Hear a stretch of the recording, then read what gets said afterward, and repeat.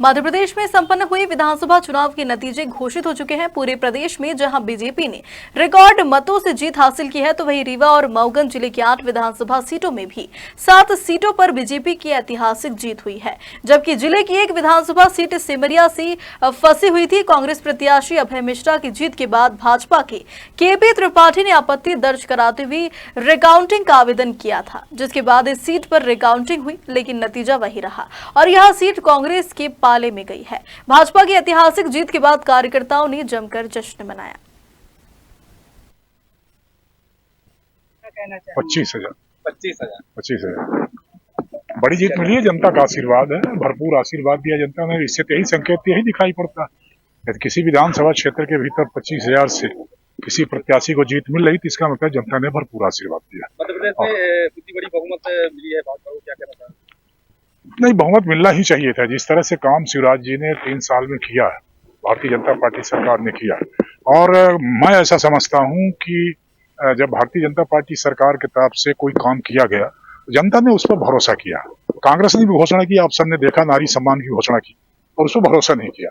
लाडली बहना को जब शिवराज जी ने लॉन्च किया तो उस पर भरोसा किया सब। इसीलिए कुल मिलाकर के एक तरह से सुनामी पैदा कर नहीं, कांग्रेस परिवर्तन की बात की जनता थोड़ी कर रही थी, कांग्रेस पार्टी कर रही थी। कांग्रेस के कार्यकर्ता चौराहों में खड़ा होकर कह रहे थे, जनता तो कर नहीं रही थी। लाडली बहनों को यही कहेंगे कि उनका आशीर्वाद मिला है। किसान, मोदी जी के किसान अनुदान का जो पैसा मिलता है उसका आशीर्वाद मिला है, तमाम जो बाकी काम उसका आशीर्वाद मिला है, विकास का आशीर्वाद मिला, सबका आशीर्वाद देकर कितनी बड़ी जीत थी। राजस्थान और छत्तीसगढ़ में भी भारतीय जनता पार्टी पहले से ही तय था। वो कांग्रेस वाले हल्ला कर रहे थे कि हम जीत रहे हैं, और पहले से तय था कि तीनों राज्य हम जीतेंगे। अभी काउंटिंग चल रही है। 16वें राउंड में मैं लगभग 25,000 के आसपास के फिगर से मैं आगे हूं, और अभी शेष जो भी मतगणना बाकी है उसके पश्चात पूरा आंकड़ा आप सभी के पास आएगा। और संभवतः जो ये आंकड़ा है वर्तमान में विंध्य क्षेत्र में सबसे लंबी लीड है, और इसमें मैं सभी कार्यकर्ताओं को और भारतीय जनता पार्टी के जो भी प्रशिक्षित और अनुशासित कार्यकर्ता रहे उन्हें मैं जीत का श्रेय देना चाहूंगा, और अपने माता पिता को। आप भारी मतों से जीत रहे हैं, ये मैंने कहा ना, भारतीय जनता पार्टी का जो कार्यकर्ता है वो बहुत ही शिद्दत से लड़ता है चुनाव, और वो 24 घंटे और 365 दिन चुनावी मोड में रहता है। मैं सौभाग्यशाली रहा कि विधानसभा मनगमा के जो कार्यकर्ता रहे वो मुझे प्राप्त हुए, और उन्होंने बहुत ही मेहनत से इस चुनाव को लड़ा, और इस चुनाव को लड़ने में मुझे वरिष्ठों का भी साथ और मार्गदर्शन प्राप्त रहा। जीत के पश्चात जो मैंने पहले भी कह के रखा है आप सभी मीडिया वालों को, कि जो भी केंद्र की और प्रदेश की जो भी योजनाएं हैं उन्हीं को मैं नीचे कार्य रूप पर परिणित करने का पूरा प्रयास करूंगा।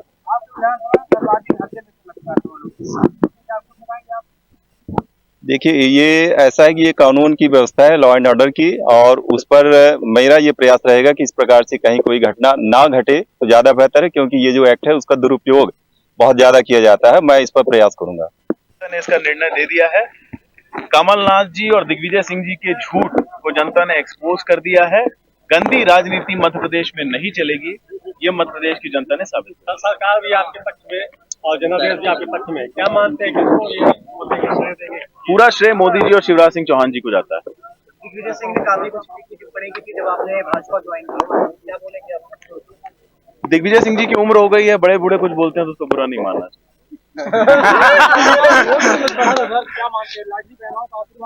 बिल्कुल है।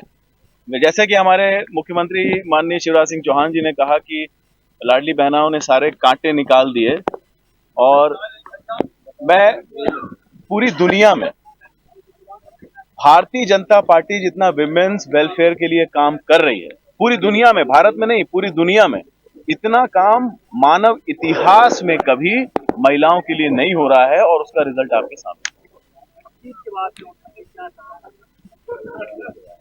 जनता का मुझे आशीर्वाद अगर मिलता है, जो जन कल्याणी योजनाएं हमारे यशस्वी विधायक आदरणीय श्यामलाल द्विवेदी जी ने जो काम किए हैं, आदरणीय स्वर्गीय श्रद्धेय रमाकांत तिवारी जी ने जो काम किए हैं, उनको हम लोग आगे ले जाने का अथक प्रयास करें।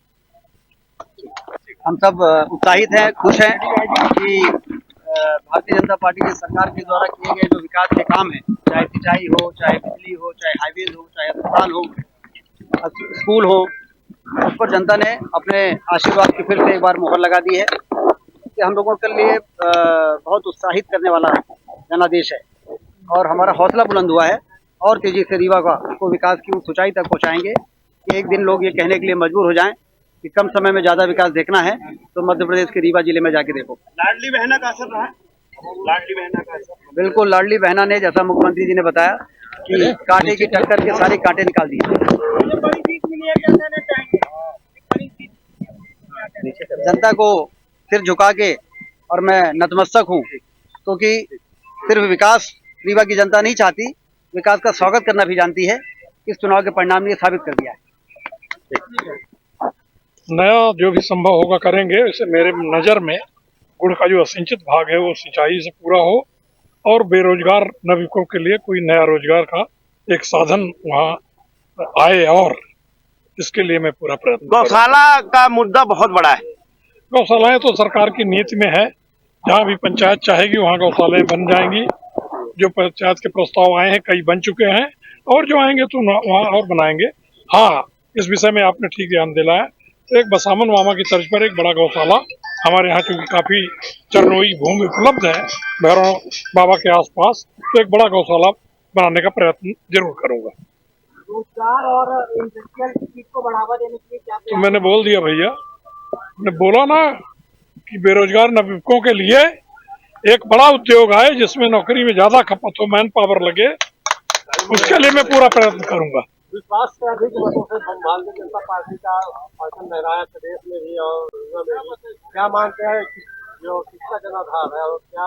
जनाधार तो भारतीय जनता पार्टी की नीतियों का है, विकास का है, और सबसे ज्यादा योगदान लाडली बहनों का भी है इसमें, और शिवराज सिंह जी का जो नीतियां हैं कल्याणकारी, और मोदी जी का आशीर्वाद पूरे देश में।